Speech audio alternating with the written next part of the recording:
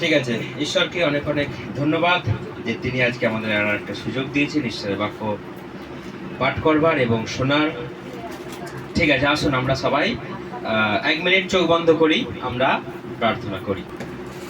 প্রভু যিশু, তোমাকে ধন্যবাদ দেই প্রভু, আজকে আরো একবার সুযোগ দিয়েছো প্রভু যিশু আমাদেরকে। প্রভু, কত মানুষ এই সুযোগ পায় না প্রভু, কত মানুষের কাছে এই সুযোগ নেই প্রভু যীশু খ্রিস্ট, কত মানুষ সুযোগ পেয়েও প্রভু তারা কাজে লাগাতে পারে না। কিন্তু তোমার দয়া, তোমার করুণা, তোমার অনুগ্রহে আজকে আমরা এই সুযোগ পেয়েছি তোমার বাক্যকে পড়বার এবং তোমার বাক্যকে শুনবার, ও প্রভু তোমার বাক্যকে বুঝবার। প্রভু যীশু, আরো একটিবার ও প্রভু তোমার সেই অমৃত বাক্য তুমি আমাদেরকে শোনার ও প্রভু দয়া করেছো প্রভু যীশু। তাই শুনে যেন আমরা বুঝতে পারি আর সেই মতো যেন আমরা চলতে পারি, এই আশীর্বাদ তুমি আমাদের করো। জীবনের শেষ দিন পর্যন্ত যেন তোমার বাক্যকে নিয়ে আমরা চলতে পারি, কারণ তোমার বাক্যই আমাদের একমাত্র জীবন খাদ্য। অনন্তকাল বেঁচে থাকার জন্য একমাত্র যথেষ্ট তোমারই বাক্য প্রভু যীশু। তুমি আশীর্বাদ করো, অনুগ্রহ দাও যেন এই বাক্যকে ভুলে না যায়, যেন এই বাক্যকে প্রভু ও প্রভু আমরা বোধগম্যর বাইরে যেন না হয় প্রভু যীশু। এই বাক্য যেন হৃদয়ে আমাদের সঞ্চয় হয়ে থাকে, জীবন পথে চলতে গিয়ে তোমার বাক্যকে যেন আমরা ব্যবহার করতে পারি, প্রয়োগ করতে পারি। আশীর্বাদ করো, আমাদের সঙ্গে সঙ্গে থাকো, সকলের হৃদয়ে তোমার এই বাক্য প্রবেশ করুক এবং সকলকে তুমি ও প্রভু আশীর্বাদ করো। এই প্রার্থনা প্রভু যীশু খ্রিস্ট আমি তোমার নামে চাই, আমেন। হালেলুয়া, জয় যিশু। আসুন আমরা গীত সংহিতা 23, 1 আর 2 আমরা পড়ি। গীত সংহিতা 23, 1 আর 2 আমরা পড়ি। সদা প্রভু আমার পালক, আমার অভাব হইবে না। তৃণভূষিত চরণীতে তিনি আমাকে শয়ন করান। হ্যাঁ, তিনি আমাকে বিশ্রামের জলে ধারে ধারে চালান। তিনি আমার প্রাণ ফিরিয়ে আনেন। তিনি নিজের নামের জন্য আমাকে ধর্মের পথে গমন করেন। হালেলুয়া। আমাদের এই দাদার জন্য একটা সবাই হাততালি, কারণ তিনি এটা মুখস্থ করে রেখেছেন, বাইবেল প্রয়োজন নাই, তো এরকম আমাদের পড়া দরকার। তো গীত সংহিতা 23, 1 লেখা রয়েছে, সদা প্রভু আমার পালক, আমার অভাব হবে না। কে আমার পালক? সদা প্রভু আমার পালক, আমার কখনো অভাব হবে না। কে কে এখানে অভাবে পড়ে আছেন, খেতে পাচ্ছেন না, পড়তে পাচ্ছেন না? কার অভাব আছে? চরম অভাব কার চলছে এখন? হ্যাঁ, কারো নাই? তার মানে সদাপ্রভু সবাইকার পালক নাকি? ঠিক আছে, তো যদি সদাপ্রভুকে আমরা পালক রূপে গ্রহণ করি, যদি তাকে যদি আমরা অনুসরণ করি, তাহলে তিনি আমাদের কখনো অভাব হতে দেবেন না। তিনি এমন জায়গায় আমাদেরকে চালাবেন, তিনি এমন জায়গায় আমাদেরকে শোয়াবেন যেখানে কোনোদিনও অভাব থাকবে না। আপনি ধরুন কিছু ছাগল বা কিছু ভেড়া নিয়ে আপনি চড়াতে গেছেন, আপনি কি তাকে মরুভূমি দিয়ে নিয়ে যাবেন? হ্যাঁ, কেন নিয়ে যাবেন না? কারণ সেখানে খাবার দাবার মানে ছাগলে বা ভেড়াতে খাবার যোগ্য কোনো খাদ্য নেই। তাহলে আপনার নিজস্ব ছাগলকে আপনি চড়াতে নিয়ে গেলে আপনি কোথায় নিয়ে যাবেন? যেখানে সবুজ সবুজ ঘাসে ভর্তি এবং যেখানে জলাশয় কাছে আছে, কারণ তাকে খাবার এবং জল দুটোই আপনাকে দিতে হবে। তাহলে আপনার নিজের মেষকে যদি আপনি সুন্দর জায়গায় চড়াতে পারেন, তাহলে আমাদের ঈশ্বর যিনি আমাদেরকে বানিয়েছেন, আমাদের ঈশ্বর যিনি আমাদের জন্য চিন্তা করেন, আমাদের ঈশ্বর যিনি আমাদের জন্য ভাবেন, তাহলে তিনি আমাদের জন্য অভাব দূর করতে পারবেন না? তিনি বলছেন, তোমরা কোনো বিষয়ে চিন্তা করো না, খাদ্য কি বস্ত্র, তোমরা কোনো বিষয়ে চিন্তা করো না, কারণ এগুলো আমি তোমাদের যথা সময় আমি জুগিয়ে দেব। তোমরা পাখিদের দিকে চেয়ে দেখো, তারা চিন্তা করে? তারা চিন্তা করে না? তারা কখনো সঞ্চয় করে রাখে খাবার দাবার, যে আমরা এইবার বর্ষা আসছে, এবার আমাদেরকে খেতে হবে, কি খাবো? আপনি চিন্তা করেছেন? আপনি বর্ষা আসছে বলে রাজ্যের আপনি কাঠ চোগলা জড়ো করছেন, কারণটা কি? বর্ষা আসছে, এবার আমাকে রান্না করতে হবে। কিন্তু আকাশের পাখিদের দিকে চেয়ে দেখুন, তাদের জন্য আপনি চিন্তা করেন কখনো? মানুষ চিন্তা করে আকাশের পাখিদের দিকে? চিন্তা করা তো দূরের কথা, আপনি তাদের বাসাটা ঠেঙিয়ে ভেঙে দিলেন, এবার কি সে কোথায় যাবে? আমরা চিন্তা করি না। কিন্তু যে ঈশ্বর তাদেরকে বানিয়েছে, সেই ঈশ্বর তাদেরকে চিন্তা করে, কখনো সে না খেয়ে মরে না। প্রভু বলছে, তোমরা তাদের দিকে চেয়ে দেখো, তাদের কোনো মরাই নাই, তাদের কোনো সঞ্চয়ের জায়গা নেই, তবুও স্বর্গস্থ পিতা তাদেরকে খেতে দেয়। কিন্তু তোমরা তার হাতে গড়া মানুষ, তোমাদের ভিতরে তার সত্তা বয়ে চলেছে, তোমরা তাহলে এত চিন্তা করছো কেন? তোমরা কি একটা পাখির থেকে শ্রেষ্ঠ নও? তোমরা কি একটা পাখির থেকে দামি নয়? দামি নয় না? দামি নয় আমরা পাখির থেকে? প্রভু বলছে তার বিনা অনুমতিতে একটা পাখিও মরে না। ঈশ্বরের বিনা অনুমতিতে চড়ুই পাখি কত বড়, টুনটুনি পাখি কত বড়, দেখবেন বেগুন গাছে বাসা করে টুনটুনি পাখি। তাহলে সেই টুনটুনি পাখি এতটুকু, যাকে গাছে থাকলে দেখা যায় না, পাতার আড়ালে যে লুকিয়ে যায়, তাহলে সেই টুনটুনি পাখিকে যদি ঈশ্বর খেয়াল রাখে, যত্ন রাখেন, আপনার তো দুটো হাত আছে, দুটো চোখ আছে, দুটো পা আছে, আপনাকে খেয়াল রাখবে না? এবং সেটা থাকা সত্ত্বেও আপনার ঈশ্বরের সত্তা আপনার ভেতরে কাজ করছে, তাহলে আপনার জন্য চিন্তা করবেন না? তাহলে কেন তুমি চিন্তা করছো, কেন তুমি ভাবছো? তুমি সব বিষয়ে তুমি প্রার্থনা করো, তোমার সমস্ত কিছু ঈশ্বর জুগিয়ে দেবেন। হালেলুয়া! সেই জন্য এখানে লেখা রয়েছে, সদা প্রভু আমার পালক, আমার কখনো অভাব হবে না। তিনি আমাকে তৃণভূষিত চড়ানিতে আমাকে শয়ন করান এবং আমাকে সেই জলের ধারে আমাকে চালান, যেখানে জল আছে, আমার কখনো অভাব হবে না। এবং তিনি আমাকে তার নামের জন্য আমাকে চিরকাল বাঁচিয়ে রাখবেন, চিরকাল আমাকে ধার্মিকতার পথে আমাকে চালাবেন। হালেলুয়া! তিনি আমাদের জুগিয়ে দিচ্ছেন, তার মতো কাজ করছেন। তিনি আমাদেরকে সমস্ত কিছু প্রয়োজনীয় আমাদেরকে জুগিয়ে দিচ্ছেন। কিন্তু আমরা কতজন ঈশ্বরের জন্য আমরা চিন্তা করছি? কতজন আমরা ঈশ্বরের জন্য ভাবি যে ঈশ্বরকে কি করে খেতে দেবো, ঈশ্বরকে কি করে পড়তে দেবো? কতজন ভাবছেন? হ্যাঁ, আমাদের কিন্তু তিনি প্রতিশ্রুতি দিয়েছেন। এখানে কি লেখা রয়েছে যে তিনি আমাকে চড়াবেন, তিনি আমাকে এমন জায়গা দিয়ে নিয়ে যাবেন যেখানে কোনো অভাব নেই। বাইবেল বলছে, আব্রাহামকে বলছে, আমি তোমাদের সেই দুগ্ধ মধু প্রবাহী দেশে তোমাদেরকে আমি নিয়ে যাব, যেখানে খাবারের কোনো অভাব নেই। তিনি প্রতিশ্রুতি দিয়েই চলেছেন, দিয়েই চলেছেন, দিয়েই চলেছেন। কিন্তু আমরা খেয়েই চলেছি, খেয়েই চলেছি, খেয়েই চলেছি। আমরা শুধু নিচ্ছি, নিচ্ছি, নিচ্ছি। আমরা দিয়ার বেলায় কি, আমরা দিয়ার বেলায় আমাদের হাত কিরকম? দেয়ার বেলায় দেখুন, আমরা পাচ্ছি, কিন্তু দেয়ার বেলায় আমরা পিছিয়ে যাচ্ছি। ঈশ্বর তার কাজ তিনি করছেন, কিন্তু আমাদের কাজ, আমার সঙ্গে সবাই আদি পুস্তক 4 অধ্যায় বার করুন।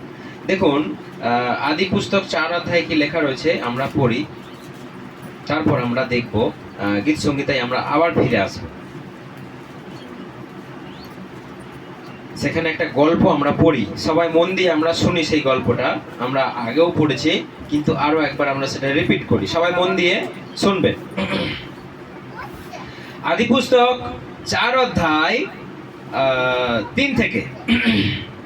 হেবল মেষ পালন করত, আর কইন চাষবাস করত। হেবল আর কইন, এখানে দুটো চরিত্র আছে, হেবল আর কইন। তারা কে ছিলেন? হেবল আর কইন কে বলতে পারবে? দু ভাই ছিল। কিন্তু কারা ছিল তারা?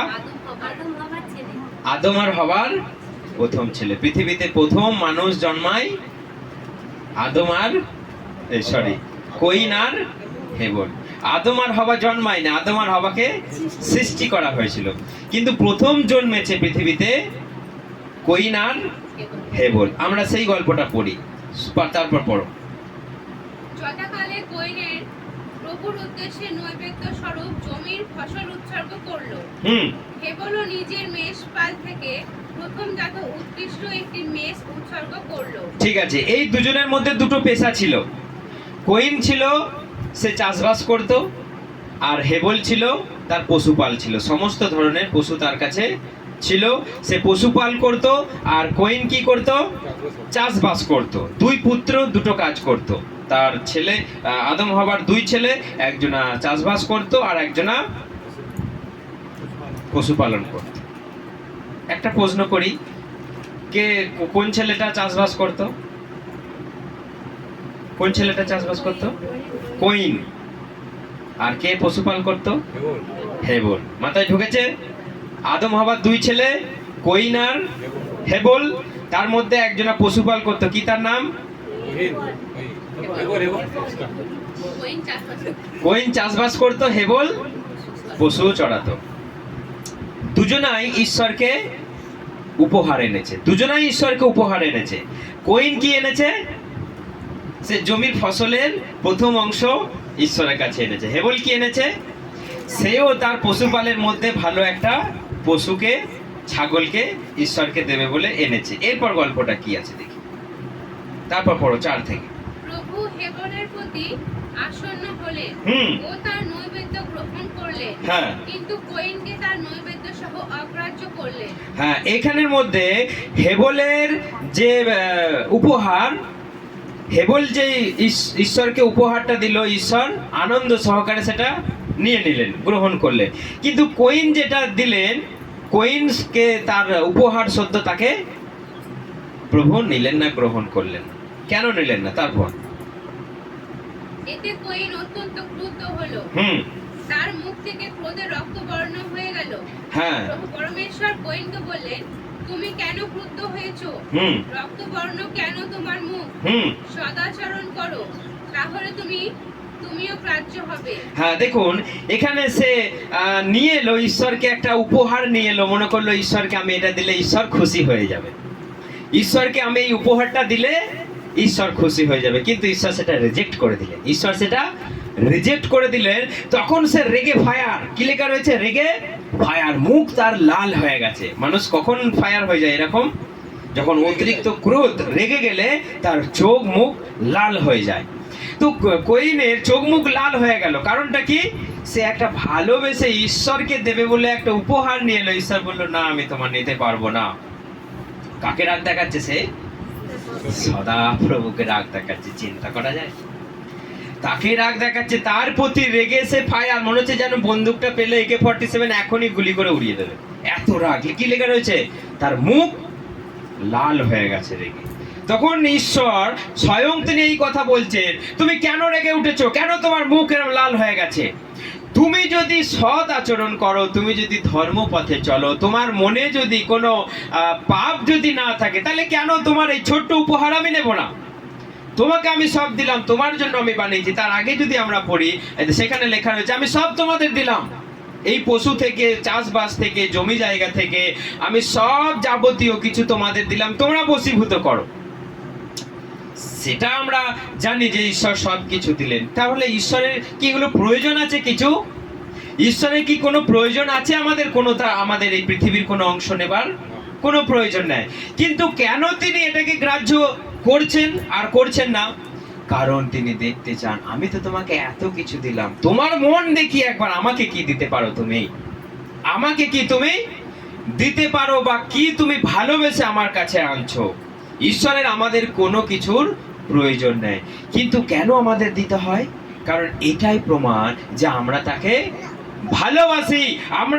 আমরা চাই যে তারও যেন রাজ্য বৃদ্ধি পায়, আমরা চাই তারও যেন কাজ চারিদিকে ছড়িয়ে পড়ে। হালেলুয়া। সেই জন্য কোয়েন যখন নিয়ে এলো, কোয়েনটাকে রিজেক্ট করে দিল। কারণ এখানে লেখা নেই যে কি তার পাপ ছিল, কিন্তু লেখা রয়েছে সে অসৎ আচরণ করত, তার মনে পাপ ছিল। হয়তো সে নিয়ে এসেছিল তার অংশ থেকে, কিন্তু করে যে এইটা আমি ঈশ্বরকে দিয়ে দেব, এইটা দিলে আমার তো একটু কমে যাবে। কিন্তু কি রকম বর্ণনা এখানে করা নাই যে কোয়েনের কি পাপ ছিল, কোয়েন কি চিন্তা করেছিল। না সে কোনো পোকা ধরা কুমড়ো এনেছিল, না সে কোনো হয়তো খারাপ জিনিস এনেছিল, রিজেক্টেড মাল এনেছিল। যেটা আমরা অনেক সময় করি না, আমরা ভালো জিনিসটা বিক্রি করে দিই, খারাপ খাই কোনটা? খারাপটা, পোকা ধরা। যা কিছু ফসল হোক, আমরা ভালো জিনিসটা আগে বিক্রি করে দিয়ে আসি, কিন্তু কোনটা খাই বাড়িতে? সে দেখবেন ভালো আলুগুলো রেখে দিলাম, বিক্রি করে দিলাম, কিন্তু খাচ্ছি কোনটা? বাদ দিয়ে পচাগুলো চেঁচে ছুলে বাদ দিয়ে আমরা খাই। কোয়েন হয়তো সেই রকম কিছু করেছিল যে প্রভুর কাছে এনেছে, তার এত ফসলের মধ্যে হয়তো কানা, কুঁজো, টেরা, বেঁকা, সেইগুলো হয়তো প্রভুর কাছে এনেছে। প্রভু তাকে বলল আমি তোমার নিতে পারবো না, কারণ তোমার মনে খিজ রয়েছে, তোমার মনে খিজ রয়েছে যে তুমি ঈশ্বরকে দিতেও তোমার মনে একটা সন্দেহ, তোমার মনে একটা দ্বিধা রয়েছে যে হ্যাঁ এটা আমি ঈশ্বরকে দিয়ে দেবো, এটা ঈশ্বরকে দিয়ে দিলে আমার তো একটু অংশ কমে যাবে। সেই জন্য সে মনে একটা খিজ রেখে ঈশ্বরকে নিল। ঈশ্বর কেন নেবে? তিনি তো আমাদের মন জানেন, তিনি তো আমাদের মন জানেন যে আমরা কেমন চিন্তা করে তার কাছে আমরা দান নিয়ে আসছি, উপহার নিয়ে আসছি, তিনি আমাদের জানেন। সেই জন্য তিনি রিজেক্ট করে দেন। কিন্তু হেবল যখনই একটা সুন্দর দেখে ছাগল নিয়ে এলো, ঈশ্বর অমনি সেটা গ্রাহ্য করে তার উপহার গ্রাহ্য করলেন, নিয়ে নিলেন। এরপর কইনের রাগ কি? হেবলের উপরে, তার ভাইয়ের উপরে। প্রথমে রাগ দেখালো কাকে? ঈশ্বরকে রাগ দেখালো। এখন কাকে রাগ দেখাচ্ছে? তার ভাইকে। আমরা একটু পড়ি, তাহলে আমরা বুঝতে পারবো। তারপর পড়ো 7 থেকে। যদি সৎ আচরণ না করো তাহলে পাপ তোমাকে গ্রাস করবে। তোমার দ্বারে সে ওত পেতে রয়েছে, কিন্তু তাকে তোমার বশে আনতে হবে। তখন কইন তার ভাই হেবলকে বলল, চলো আমরা মাঠে বেড়াতে যাই। তারা দুজনে মাঠে গেল। কইন তার ভাই হেবলকে আক্রমণ করে হত্যা করলো। দেখো, এত রাগ তার ভাইকে ছলে বলে মাঠে নিয়ে গেল, যে চলো আমরা মাঠে যাই, কিছু কাজ আছে। তাকে মাঠে নিয়ে গিয়ে সেখানে ঝগড়া করে তাকে হত্যা করে দিল, মেরে দিল তাকে, তার রক্তপাত করে দিল। সেই রক্ত চিৎকার করে ঈশ্বরকে ডাকছে। তখন কইনকে ঈশ্বর বলছে, কইন, তোমার ভাইয়ের রক্ত কেন মাটি থেকে পড়ে চিৎকার করছে? তুমি কেন তাকে হত্যা করলে? তুমি কেন তাকে হত্যা করলে? তার কি অপরাধ ছিল? কোন অপরাধ ছিল? আমি তার ধার্মিকতা, তার পবিত্রতা, তার ভালো মনের জন্য তার উপহার আমি গ্রাহ্য করলাম, সেই জন্য তুমি তাকে মেরে দিলে। তোমার আমি অগ্রাহ্য করলাম। তুমি যদি সৎ আচরণ করে, তুমি যদি ভালো মনে আমার কাছে উপহার আনতে, তাহলে আমি তোমার গ্রাহ্য করতাম না। মানুষ এখানে চেঞ্জ না হয়ে মানুষ অপর মানুষকে কি করছে? দোষারোপ করছে, হিংসা করছে। কেউ যদি একটু অনেক মণ্ডলীতে অনেকজন আকার আমি কথা শুনেছি যে ওকে ভালোবাসে, আমাকে ভালোবাসে না। পাস্টার ওকে বেশি দেখে, আমাকে বেশি দেখে না। এই ঘটনার সঙ্গে এখানে জড়িত আছে। দেখুন, তার রাগ কি? কইনের রাগ কি? ঈশ্বর তোকে বেশি ভালোবাসে। আচ্ছা, তোকে ঈশ্বর বেশি পছন্দ করে, তোর উপহার নিল আর আমার উপহার নিল না। হয় হেবল, একটু ঘুরে আসি বাইরে দিয়ে, আমার একটু জমিটাকে একটু দেখে আসি গে, সেখানে গিয়ে তাকে মেরে দিল। কার উপরে রাগ করে? ঈশ্বরের উপরে রাগ করে তার নিজের ভাইকে হত্যা করে দিল। ভাইকে হত্যা করেছে পৃথিবীর শুরুতেই। এখন তো ভাইকে হত্যা ছাড়া আর কোনো গল্প নেই। এখন শুধু বেশি শত্রু কার সঙ্গে? ভাইয়ে শত্রু। পৃথিবীর শুরুতে ভাইয়ে শত্রু, আজও সেই রেস লেগেই আছে। ঈশ্বর বলছে, তুমি যদি পাপ করো, পাপ তোমাকে ছাড়বে না। পাপ তোমার কাছে গুঁড়ি মেরে বসে আছে, তোমার ভেতরে ঢুকবে আর তোমাকে মেরে ফেলবে বলে। দেখুন, সেই পাপ অর্থাৎ সেই শয়তান কইনের ভেতরে ঢুকে সেই হেবলকে মেরে দিল। কার রাগ কার উপরে গেল? শয়তান তার রাগটা কার উপরে ছেড়ে দিল? হেবলের উপর ছেড়ে দিল, একটা ভাইকে মেরে দিল। তো আমরা এখানে দেখতে পাচ্ছি, যদি আমরা সৎ আচরণ করি, যদি আমরা ভালো মনে, যদি আমরা ঈশ্বরের গৃহে আসি, ঈশ্বর আমাদের ভালোবাসবে, ঈশ্বর আমাদের সবকিছু জুগিয়ে দেবে এবং ঈশ্বর আমাদের সঙ্গে সঙ্গে থাকবে, আমাদের সব উপহার তিনি গ্রাহ্য করবে। কিন্তু আমাদের মনে যদি কোনো খিচ থাকে, আমাদের মনে যদি কোনো দুই থাকে, আমাদের কোনো উপহার কাজে লাগবে? কোনো উপহার আমাদের কাজে লাগবে না। আপনি দিচ্ছেন ঠিক আছে, কিন্তু কোনো উপহারটা ঈশ্বরের কাছে গ্রাহ্য হবে না। Hallelujah, hallelujah. সেই জন্য এখানে বাইবেল বলছে যে তিনি আমার পালক, আমার কখনো অভাব হবে না। তিনি আমাকে এমন জায়গা দিয়ে চালাবেন যেখানে শুধু আমার প্রয়োজনীয় জিনিস থাকবে, আমার কখনো অভাব হবে না। কিন্তু ঈশ্বর কেন আমাদের কাছ থেকে কিছু আশা করে না? তিনি আমাদের কাছে আশা করেন যেন তার সঙ্গে আমরা আরো গভীর সম্পর্কে আমরা যেন নতুন করে সম্পর্ক তৈরি করতে পারি, তার সঙ্গে যেন আমাদেরকে আরো নিবিড় সম্পর্ক আমরা স্থাপন করতে পারি।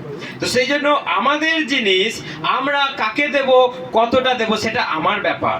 সেখান থেকে যদি আমি কিছু দুই দুই করি, আমার মনে যদি কোনো খিচ থাকে, যদি মনে হয় যে আমি এটা দিয়ে দিলে কম হয়ে যাবে, সেটা দেওয়ার চেয়ে না দেওয়াই ভালো। কিন্তু কোনো কিছু খিচ রেখে দেওয়াটা বাইবেল বলছে সেটা ঈশ্বরের কাছে গ্রাহ্য হবে না। আমরা আর একটা বাইবেল বার করি, আমার সঙ্গে প্রেরিত বার করুন সবাই, প্রেরিত 5 অধ্যায়। আমরা আর একটা গল্প পড়ি, প্রেরিত 5 অধ্যায় 1 থেকে। প্রেরিত শিষ্যের দলে অননীয় নামে একজন ব্যক্তি ছিল। তার স্ত্রীর নাম ছিল সাফিরা।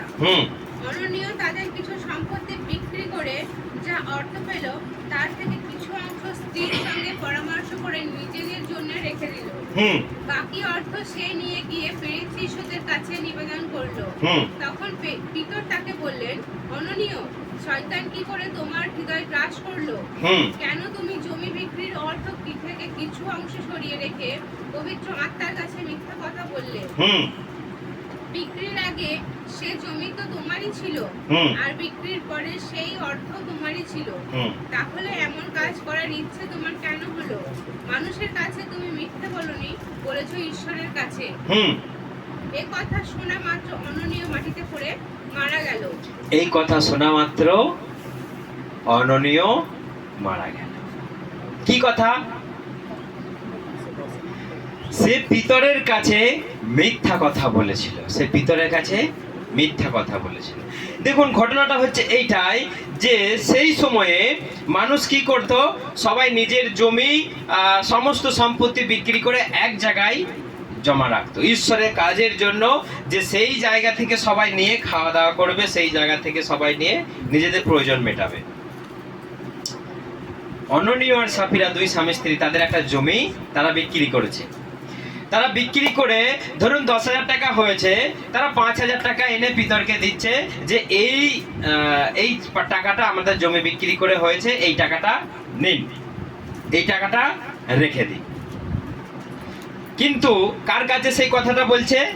পিতরের কাছে। অর্থাৎ পিতরের কাছে কি আছে? ঈশ্বরের ক্ষমতা আছে, পবিত্র আত্মার শক্তি আছে। পিতর অমনি ধরে ফেলেছে যে 5,000 টাকা তারা নিজেদের কাছে লুকিয়ে রেখেছে আর 5,000 টাকা নিয়ে এসেছে। তখন অননীয়কে বলছে, তুমি কেন মিথ্যা কথা, তুমি কেন মিথ্যা কথা বললে? জমি তোমারই, টাকাও তোমারই, তুমি তো রাখতেই পারো তোমার কাছে নিজের খরচার জন্য 5,000 টাকা। তুমি তোমার যেহেতু নিজের টাকা, নিজের জমি, তোমার জন্য 5,000 টাকা রাখো, 5,000 টাকা দিচ্ছ, ঠিক আছে, তুমি বলে দাও যে হ্যাঁ 5,000 টাকা আমি দিচ্ছি, 5,000 টাকা রেখে দিয়েছি, সেখানে কোনো অপরাধ থাকতো? সেখানে কোনো অপরাধ থাকতো না। কিন্তু সে বলছে এইটাই আমাদের জমি বিক্রি করে টাকাটা হয়েছে 5,000 টাকা। তাহলে জমি বিক্রি করে তো 10,000 টাকা হয়েছিল, জমি বিক্রি করে তুমি কেন বলছো 5,000 টাকা হয়েছে, এইটাই নিন? তাকে বলল, অননীয়, তুমি আমার কাছে মিথ্যা কথা বললে না, তুমি ঈশ্বরের সম্মুখে মিথ্যা কথা বললে। যেটা তোমারই ছিল, যেটা তোমারই, সেটা তুমি যা খুশি তাই করতে পারো, তুমি যতটা খুশি তোমার জন্য রাখতে পারো, তুমি যতটা খুশি ঈশ্বরকে দিতে পারো। কিন্তু কেন তুমি বললে, মুখে জোর করে তুমি কেন বললে যে এই টাকাটাই আমাদের জমি বিক্রি করে হয়েছে, এই টাকাটা রেখে দিই? তখন তুমি মিথ্যাবাদী হয়ে গেলে, তখন তুমি মিথ্যাবাদী হয়ে গেলে। যেই বললো তুমি তো মিথ্যা কথা বললে, সে পড়ে মরে গেল। কেমন করে মরে গেল আমরা জানি না, কিন্তু সে সঙ্গে সঙ্গে পড়ে হয়তো ভয়ে হার্ট ফেল হয়েছিল, হয়তো ভয়ে স্ট্রোক হয়ে গেছে, যে আমি ঈশ্বরের সম্মুখে মিথ্যা কথা বললাম, অমনি পড়ে মরে গেল। তার পরের ঘটনাটাই লেখা রয়েছে, তার স্ত্রী এলো, সে জানে না তার স্বামী মারা গেছে, সেও সেই একই কথা বললো। পিতর বললো, তোমরা কেন এরকম আলোচনা করে ঈশ্বরের সামনে মিথ্যা কথা বললে? তোমরা তো যা করতে পারতে দুজনে ভেবে চিন্তে করতে পারতে, কিন্তু তোমরা তো দুজনে কেন আলোচনা করে মিথ্যা কথা বললে? সে বললো তার স্ত্রীও মরে গেছে। একটা মিথ্যে কথার জন্য আমাদের প্রাণ হানি হতে পারে। বাইবেল বলছে যে কেউ এই ধরনের মিথ্যাবাদীর দলে পড়বে, তাদের সবাইকার স্থান হবে জ্বলন্ত গন্ধকের অগ্নির হ্রদে। দেখুন, সেই প্রথমে দেখেছি আমরা যে একজনা কইন আর হেবল, আর এখানে অননীয় আর সফিরা। তাদের ঘটনা থেকে আমরা এটাই বুঝতে পারি যে আমাদের ঈশ্বর যেটা জুগিয়ে দিচ্ছে সেটা আমরা ঈশ্বরকে দিতেই পারি, কিন্তু কোনো ছলে বলে নয়। যেটা দিতে হবে আমাদের উদার মনে দিতে হবে, কারণ বাইবেল বলছে তুমি উদার হস্তে দান করো, উদার হাতে তুমি দান করো। যে এটা দিতেই হবে কোনো বাধ্যতামূলক নয়, আর যে আমি দেবও না তারও কোনো মানে নেই। কারণ ঈশ্বর বলছে তোমরা আমার গৃহে দান নিয়ে এসো, তোমরা আমার দান বাক্সে তোমরা হাত রাখলে তোমরা আশীর্বাদিত হবে। তোমরা আমাকে দিয়ে দেখো আমি তোমাদের আশীর্বাদ করতে পারবো কি পারবো না। তোমরা আমাকে দাও, আমিও তোমাদেরকে দেব। তোমরা যেমন দেবে আমি তোমাদেরকে ঠিক তেমনই দেব। কিন্তু কোনো জায়গায় যেন কোনো মিথ্যা, কোনো জায়গায় কোনো ছল যেন না থাকে। যদি কোনো ছল, কোনো মিথ্যা চার তোমরা করেছো, তাহলে কিন্তু তোমরা মারা পড়ে যাবে। কইন অননীয় আর সফিরার মতো তোমরা মারা পড়ে যাবে। যা করবে তোমাদের মন থেকে করো, ভালোবেসে করো। ঈশ্বরের জন্য যা কিছু করবে কোনো জোর করে নয়, কোনো বাধ্যতামূলক নয়, মন থেকে তোমরা করো, তোমরা আশীর্বাদ পাবে। নচেত তোমাদের জন্য কোনো পুরস্কার নেই। আপনি পরবর্তীকালে আপনি কইনের গল্প দেখবেন, সেই ঈশ্বরের সম্মুখ থেকে বিতাড়িত হয়ে গেল। ঈশ্বরের সম্মুখ থেকে সে বিতাড়িত হয়ে গেল, ঈশ্বর তাকে দূর করে দিল। কিন্তু যে ধার্মিক, যে হেবল, সে কিন্তু ঈশ্বরের কাছে গিয়ে যুগ যুগ ধরে বেঁচে রইল। হালেলুয়া। তাহলে আমাদের মধ্যে যদি ধার্মিকতা থাকে, ঈশ্বর আমাদের যোগাবে। কারণ বাইবেল বলছে তিনি আমার পালক, আমার কখনো অভাব হবে না। তিনি আমাকে এমন জায়গায় চালাবেন যেখানে কোনো অভাব নেই। তিনি আমাকে রক্ষা করবেন, তিনি আমার প্রাণকে বাঁচাবেন, এবং তিনি আমাকে রক্ষা করবেন যখন আমি মৃত্যু ছায়ার মধ্য দিয়ে যাব। তিনি আমাকে রক্ষা করবেন, আমার অমঙ্গলের কোনো চিন্তা নেই। তিনি তার শাসন দ্বারা তিনি আমাকে বাঁচিয়ে রাখবেন। হালেলুয়া। সেজন্য আমাদেরকে চিন্তা করতে হবে, আমাদেরকে ধ্যান করতে হবে আমরা কেমন করে ঈশ্বরের সঙ্গে সম্পর্ক তৈরি করছি। এটা হচ্ছে ঈশ্বরের সঙ্গে সম্পর্ক তৈরি করার একটা মাধ্যম, যে আপনি কি নিয়ে আসছেন ঈশ্বরের গৃহে, কেমন ভাবে আপনি দিচ্ছেন। কেউ আপনাকে জোর করে চাইছে, কেউ আপনাকে দিতে বাধ্যতামূলক করছে। ঈশ্বর কইন আর হেবলকে চেয়েছিল কিছু, যে তোমাদের আমাকে দিতেই হবে, না দিলে কিন্তু তোমরা, যদি কইন যদি কিছু না দিত, ঈশ্বর তাকে মেরে দিত। ঈশ্বর তাকে মেরে দিত, যে কইন তুমি আমাকে কোনো দান করলে না, আমি তোমাকে মেরে দেবো, আমি তোমাকে দূর করে দেবো না। ঈশ্বর তাকে কখনোই তার চোখের সামনে থেকে দূর করে দিত না। সেই জন্য আমাদেরকে দেওয়া আমাদের কর্তব্য। এটা আমাদেরকে দেয়া, যেহেতু ঈশ্বর আমাদের জুগিয়ে দিচ্ছে, যেহেতু ঈশ্বর আমাদের সমস্ত কিছু চালিয়ে দিচ্ছে, ঈশ্বর আমাদের প্রতিশ্রুতি দিয়েছে আমাদের রক্ষা করবে সমস্ত অমঙ্গল থেকে, সমস্ত কিছু দিক থেকে আমাদেরকে রক্ষা করবে। তাহলে আমাদের কর্তব্য কি? তার সঙ্গে সম্পর্কটা আরো নিবিড় করবার জন্য, ঘনিষ্ঠ করবার জন্য আমরা যদি তাকে দিই, তাহলে তিনি আমাদেরকে দেখছেন যে না, আমার জন্য কিছু করছে, আমার জন্য কিছু দিচ্ছে, সেই হেতু ঈশ্বর তাকে আরো আশীর্বাদ করে। হালেলুয়া। সেজন্য আমাদেরকে চিন্তা করতে হবে, আমাদেরকে ভাবতে হবে যে ঈশ্বরের সঙ্গে আমরা কেমন করে সম্পর্ক স্থাপন করব। কোনো বাধ্যতামূলক বা কোনো কিছু নয়, যেটা আমার মন চাইবে সেটা আমি দেবো, যেটা আমি প্রতিশ্রুতি দেবো সেটাই আমি দেবো। সেখান থেকে বাদ দিয়ে, সেখান থেকে রেখে দিলে কার মতো হবে? অননীয় সফিরার মতো হবে। আমার কথা নয়, বাইবেল বলছে। সেই জন্য আমাদের সতর্কভাবে জীবনযাপন করতে হবে। যেটা ঈশ্বরকে দেবে বলে ঠিক করে রেখেছি, সেটা ঈশ্বরকেই দিন। কারণ যীশু খ্রিস্ট একটা কথা বলেছিলেন যে একটা কয়েনের মধ্যে কার নাম খোদাই করা আছে? রাজার নাম খোদাই করা আছে। প্রভু যীশু খ্রিস্ট বললেন যেটা রাজার সেটা রাজাকে দাও, যেটা ঈশ্বরের সেটা ঈশ্বরকে দাও। তাহলে আপনার কাছে আপনি জানেন কোনটা ঈশ্বরের, সেটা ঈশ্বরকে দিন, আর যেটা আপনার সেটা আপনি রেখে দিন। ঈশ্বরের জিনিসটা আপনি নিয়ে যদি লুকিয়ে রেখে দেন, তাহলে অননীয় সফিরার মতো হতে পারে। হবেই তার কোনো মানে নেই, হবেই না যে তার কোনো মানে নেই। সেই জন্য আমাদের চিন্তা করতে হবে আমরা ঈশ্বরের সঙ্গে কেমন সম্পর্ক করছি, ঈশ্বরের সঙ্গে আমরা কেমন যোগাযোগ করছি, কিভাবে আমরা এগিয়ে চলছি জীবন পথে, কোথায় আমাদের বাধা হচ্ছে, কোথায় আমরা ঠোকর খাচ্ছি, সেটা আমাদেরকে দেখতে হবে। তা না হলে আমরা ঈশ্বরের কাছ থেকে পিছিয়ে পড়বো। আমরা কইনের মতো আমরা হিংসুটে হয়ে গেলে, আমাদের মনে রাগ জন্মালে, সেটা কিন্তু ঠিক হবে না। সেজন্য যা কিছু হবে খোলা মনে ঈশ্বরের সঙ্গে সম্পর্ক তৈরি করা, আমাদের খোলা মনে করায় দরকার। হালেলুয়া, জয় যিশু। আশা করি আমরা সবাই বুঝতে পেরেছি ঈশ্বরের আশীর্বাদ এই বাক্যর মধ্য দিয়ে সকলের জীবনে নেমে আসুক। ঠিক আছে, আসুন আমরা সবাই প্রার্থনা করি।